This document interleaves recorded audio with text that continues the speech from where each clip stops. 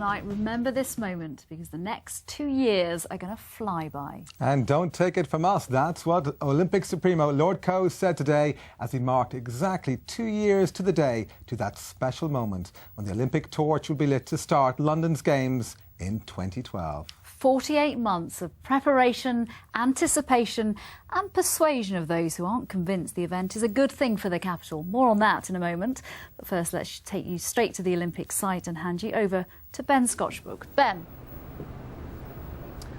Good evening to you from inside the main Olympic Stadium in Stratford. It's here, of course, that the flame will be lit to announce to the world that London's Games have begun. Let's start this evening with a look round. The giant rectangle of sand you can see in the middle there is where turf will eventually be laid for field events such as the javelin and discus. Running round the edge, of course, will be the 400-metre running track. The bottom tier of the seating is made up of 25,000 permanent seats. Then you can probably see the ring of VIP boxes below 55,000 more temporary seats under the canopy and the lighting at the top there. So more than 80,000 spectators will be here to see thousands more men and women going for gold. Hundreds of millions more will be watching on television around the globe.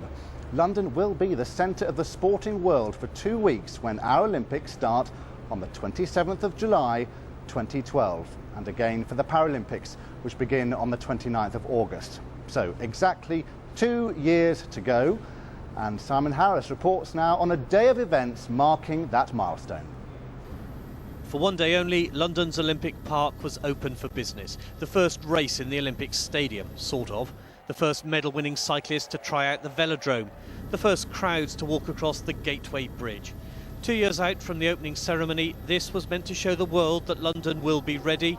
And despite huge sums of money involved, London is still getting a good deal. This is not just about sporting venues, it's also about cleaning the land, widening the rivers, leaving a legacy of housing behind. For East London is in an area that has for so long been out of kilter with the rest of London. It's hard not to be impressed by how this part of East London has changed, but nothing about this project is cheap. Take the bridge, which spectators will cross from the railway station. Inevitably, this front door to the Games comes with a hefty price tag. This one bridge alone is costing £63 million, or the price of 2 new schools. But it does double up as the roof of one of the Olympic swimming pools. The budget for building the Olympic Park is currently £9.298 billion, but that doesn't include £1.25 billion spent by the London Development Agency to buy and clear the site, or the £2 billion which London 2012 needs to raise from the private sector to stage the event itself. So the true cost of putting on the Games now stands at more than £12 billion, and this at a time of massive cuts in government spending. If you try to take huge sums of money out of the Olympic budget now, the risk is you'll simply have to put it back in the last 6 months. Every Olympic host city goes through this. The real pressures on spending come towards the end. So there's a real risk of a false economy now. Is the Olympic budget immune from government cuts? No, is a simple answer to that. We're delivering this Olympics against the most challenging imaginable economic backdrop. The Department of Culture, Media and Sport budget is not immune from what's going on, and indeed the Olympics will be expected to play a part in that.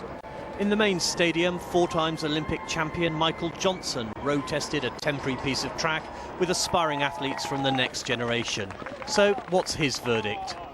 It's hard to say, hey, this is impressive or not impressive when it's not completed. But I think at the end of the day, what's going to make this Olympics is, how it's organized and how those fans who come, to experience the Olympics, how they walk away feeling.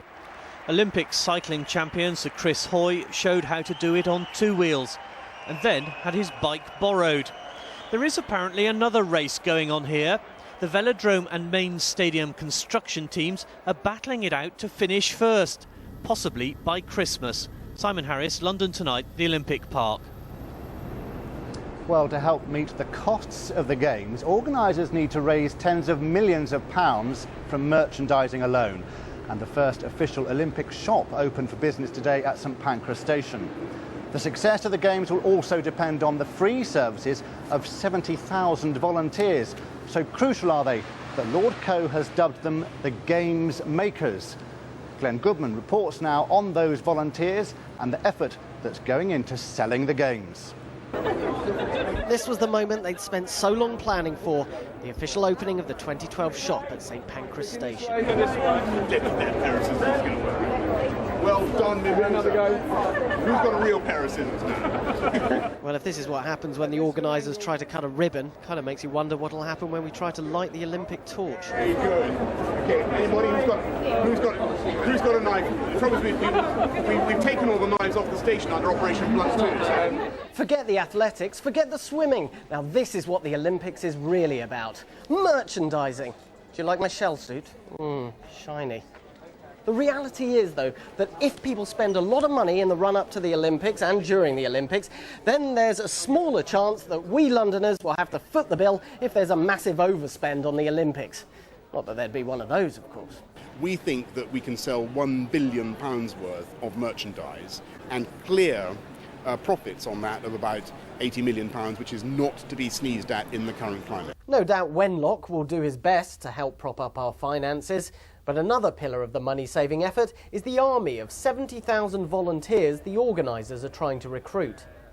They'll help out on the Olympic site, checking people's tickets, escorting athletes around, and even providing medical assistance. It's the biggest volunteer recruitment drive since World War II. The prize at the end of all of this is more people involved in their communities, inspired by the passion and enthusiasm of the Games, to really get involved. And of course it taps into, to David Cameron's notion of a big society. In addition to the volunteer army, Boris wants to recruit another 8,000 London ambassadors to welcome visitors to our great city and tell them how to get around. I'm a bilingual, so it'll be easy to speak to those who speak French. I might speak to them and guide them easily, talking to them in French. Also Swahili people, if people who come up speaking Swahili, I'll be there guiding them. So you're trilingual? Yes, I am. Are you quadlingual? How many languages? Four. Four? Yes. So quadrilingual, I think we'll call that. 2012 Games volunteers are being recruited on the 2012 website, or to become one of Boris's army, you can go to the London Ambassadors website. Lord Coe wants to have the final word on all this. They're essential.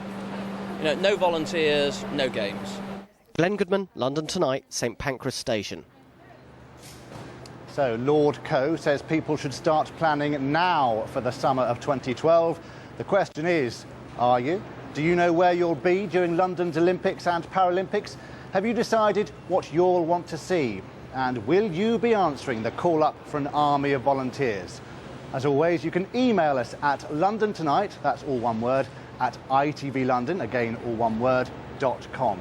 Or of course, you can text us, starting with your message with the word London and sending it to 63332.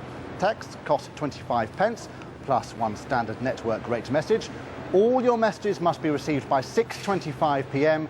and we will try and read out some of your comments at the end of the programme.